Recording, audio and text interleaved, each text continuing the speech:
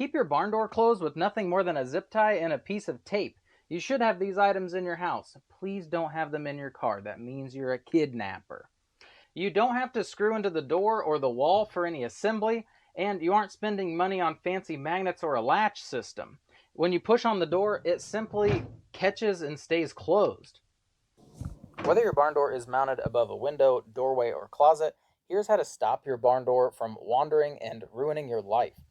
All that is needed is a piece of duct tape, a zip tie, and scissors.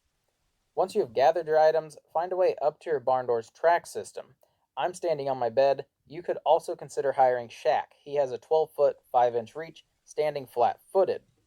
Wrap the zip tie around the track so that the little head is at the bottom near the back, and pull the strap through the strap channel. The head needs to be at the bottom so it's out of the way of the barn door roller's path. With it near the top, you'll be derailing your barn door.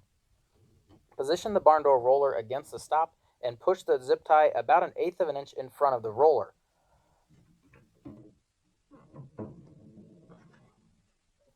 Lose a few valuable seconds because you have no fingernails, and put a small piece of duct tape over the zip tie behind the track.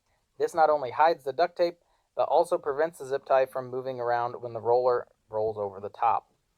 Snip off the extra zip tie and boom, your door stays at the end where it's intended to be. No screwing, gluing, or permits required. If you're digging through your junk drawer looking for a zip tie, definitely hit that like button and consider subscribing. Thanks for watching.